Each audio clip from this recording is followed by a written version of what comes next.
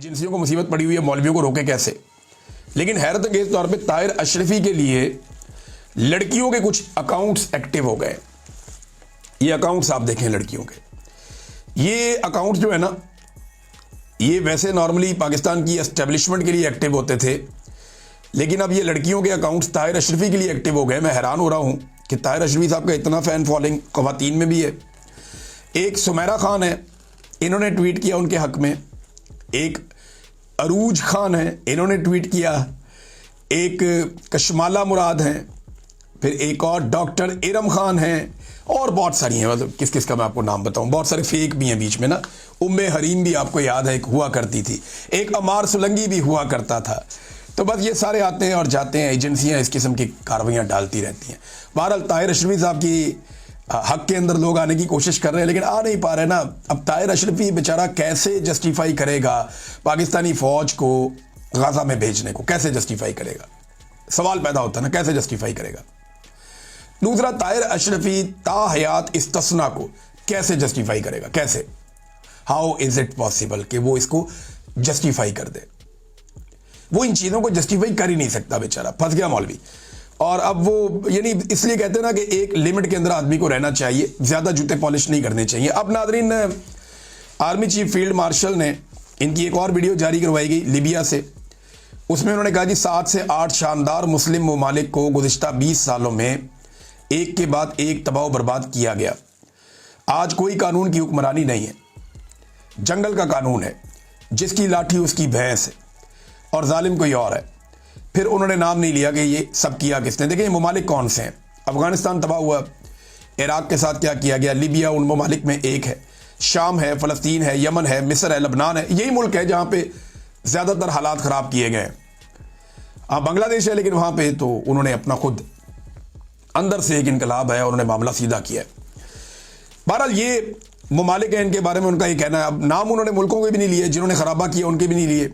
तो खराबा किसने किया? वो कौन सी आलमी ताकतें हैं जो मुसलमान ममालिक के अंदर आके ना सिर्फ मुदाखलत करती हैं, बल्कि वहाँ पे एक जंग छेड़ देती हैं और वहाँ ग्रुप्स बना के बदतरीन हालात पैदा कर देती हैं। सूडान के अंदर भी यही हो रहा है आजकल, और इसके अंदर जो इस्तेमाल हो रहे हैं वो मुसलमान ही इस्तेमाल हो रहे हैं। तो मेरा एक सवाल ये है कि उन्होंने कहा जी कि कोई कानून की हुक्मरानी नहीं है। तो मेरा सवाल यह है कि क्या पाकिस्तान में कानून की हुक्मरानी है? 300 मुकदमात साबिक वज़ीर आज़म के ऊपर डाल दिए गए। 70 साल की उम्र तक उस आदमी के ऊपर एक भी पर्चा नहीं था, और आज उसके ऊपर 300 के करीब पर्चे कर दिए गए। क्यों? ये कानून की हुक्मरानी है। औरतों को सड़कों पे घसीटा गया, जबरी तौर पे गुमशुदगियां की गई, क्या ये कानून की हुक्मरानी है? मैं 5 महीने मुझे जबरी तौर पे लापता किया गया, अहमद फराद साहब को किया गया, समी इब्राहिम साहब को किया गया, औरिया मकबूल जान साहब को किया गया, इंतजार पंजूता साहब को किया गया, उस्मान डार साहब को किया गया, फरूख हबीब साहब को किया गया, और बेशुमार लोग हैं, इनको जबरी तौर पे लापता किया गया। इन पे मुकदमात भी बनाए गए, बार बार गिरफ्तारियां की गई। अब सहाफ़ी हमारे फिर गिरफ्तार हैं, सोराब बरकत साहब हैं, हमारे आगा शेख सरवर साहब हैं, राय गुलाम अली साहब हैं, बाकी दोस्त हैं, कईयों को नौकरियों से निकाल दिया गया। क्या ये रूल ऑफ लॉ है? क्या ये कानून की हुक्मरानी है? मैं जानना चाहता हूँ। औरतों को सड़कों पर घसीटा गया और जेलों में बंद कर दिया गया, क्या ये कानून की हुक्मरानी है? क्या ये रूल ऑफ लॉ है? पाकिस्तान के अंदर एक जज का बेटा 2 लड़कियों को सरेआम कत्ल कर देता है, और गाड़ी भी इल्लीगल, लाइसेंस भी नहीं है उसके पास, आईडी कार्ड भी नहीं है, और वो 4 दिन में घर चला जाता है। क्या ये रूल ऑफ लॉ है? क्या ये आइन और कानून की हुक्मरानी है? ये पाकिस्तान के दारुल हुकूमत के अंदर हो रहा है, रेड जोन के करीब। तो मेरा आर्मी चीफ से सवाल है कि वो दुनिया की बात कर रहे हैं, पहले पाकिस्तान की तो बात करें कि पाकिस्तान में कानून की हुक्मरानी है। मैं 1 लाख मिसालें आपको दे सकता हूं जो कानून की हुक्मरानी की आपने धज्जियां उड़ाई है पाकिस्तान में। फिर क्या पाकिस्तान में जंगल का कानून नहीं है? जिसको दिल किया उठा लिया, जिसकी लाठी उसकी भैंस। ये तो पाकिस्तान के अंदर माइट इज राइट, जो वहां पे आसिम मुनीर साहब ने कहा। पाकिस्तान में जिसके बाद ताकत है, जो मर्जी करे, जैसे मर्जी करे, तबाही फेर के रख दिए पाकिस्तान के अंदर। नादरीन, लिबिया में क्योंकि आर्मी चीफ गए थे, तो वहां से जुड़ी हुई एक और बड़ी अफसोसनाक खबर आई। उनके आर्मी चीफ का तैयारा तुर्की में गिरकर तबाह हो गया। फील्ड मार्शल अलग आदमी है, कंफ्यूज ना हो जाइएगा। फील्ड मार्शल अलग आदमी है, ये अमेरिकन नेशनल भी है, इसके अमेरिका के साथ बड़े अच्छे ताल्लुकात हैं। आर्मी चीफ के बारे में कहा जाता था कि इतने अच्छे ताल्लुकात उसके नहीं है, लेकिन मैं किसी साजिश की बात नहीं कर रहा।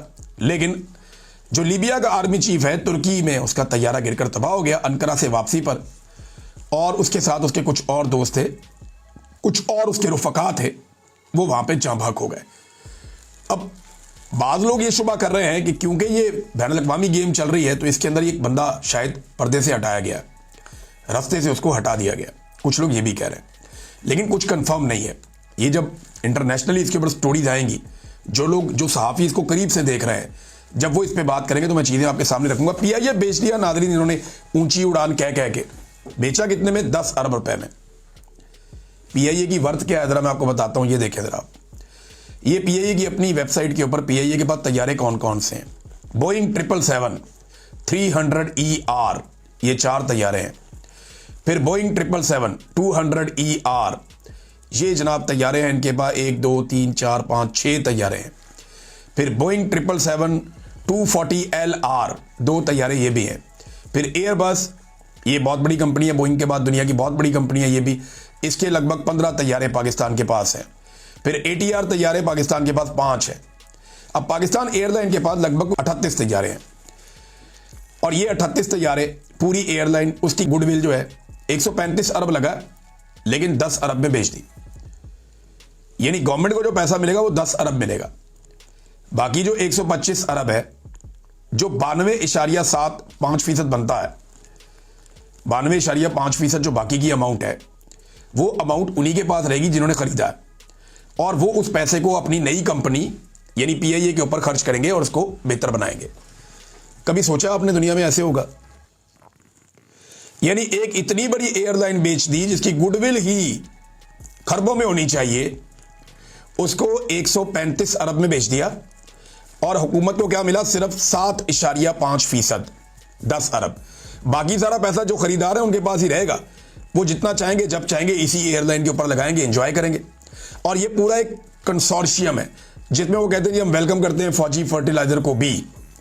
अब सवाल ये पैदा होता है कि 38 तैयारे, आपको पता है जो बोइंग का एक तैयारा है ना, एक नया तैयारा अगर आप बोइंग का ले लें या एयरबस कंपनी का आप एक नया तैयारा ले लें, उससे कम कीमत में इन्होंने पूरी एयरलाइन ही बेच दी। 38 तैयारों वाली एयरलाइन एक नए तैयारे की कीमत से कम में बेच दी। Simple is that. और इंटरेस्टिंग बात आपको एक और बताता हूं, जितने वाजिबात पीआईए के जिम्मे हैं वो सारे के सारे वाजिबात भी हुकूमत अदा करेगी। सेल टैक्स वो भी माफ कर दिया, और उसके अलावा 1 साल के बाद ये जितने मुलाजमीन है सारे के सारे हुकूमत अपने खाते डाल लेगी, और 1 साल के बाद इनकी तनख्वाहें और इनकी पेंशन ये हुकूमत के जिम्मे आ जाएगी। यानी एयरलाइन दे दी, एयरलाइन का सारा बोझ अपने ऊपर दे लिया। एयरलाइन की सारी मुनाफा बख्श चीजें बेचनी कितने में? 10 अरब रुपए में। अगर इस तरह बेचनी थी ना तो दुनिया के बेशुमार लोग इसको खरीदने के लिए आ जाते। क्या इन्होंने सौदा किया है, और इन्होंने मिलकर ना आपस में बंदर बांट कर लिए, मुझे तो ऐसा दिखाई दे रहा है। पूरी दुनिया इस सौदे के ऊपर हैरान हो रही है कि इस किस्म का सौदा कौन करता है। यानी जितने में पीआईए बेची है इससे ज्यादा पैसों की तो फायरवॉल लगा ली थी पाकिस्तान में। जितने में पीआईए बेच दी इतने की तो सड़क एक बनती है पाकिस्तान में। भाई जितने की पीआईए बेच दी है इतने की तो बस कंपनी नहीं बनती। पूरी की पूरी पीआईए उठा के बेच दी, और वो पैसा उन्हीं के पास रहेगा। वो जब चाहेंगे इस्तेमाल करेंगे, जितना चाहेंगे इस्तेमाल करेंगे, और 90 दिन के अंदर अगर वो चाहें तो बाकी बचा हुआ 25% पीआईए भी खरीद सकते हैं। ये सौदा किया है इन्होंने, ऊंची उड़ान। फिर मुंह ऐसी ऊंची उड़ान का आप लोगों की बेड़ा गर्क किया आपने पाकिस्तान की इकोनॉमी का। अब एक एक करके पाकिस्तान के असासे फरोख्त कर रहे हैं। ये बेच के भाग जाएंगे पाकिस्तानियों, याद रखना।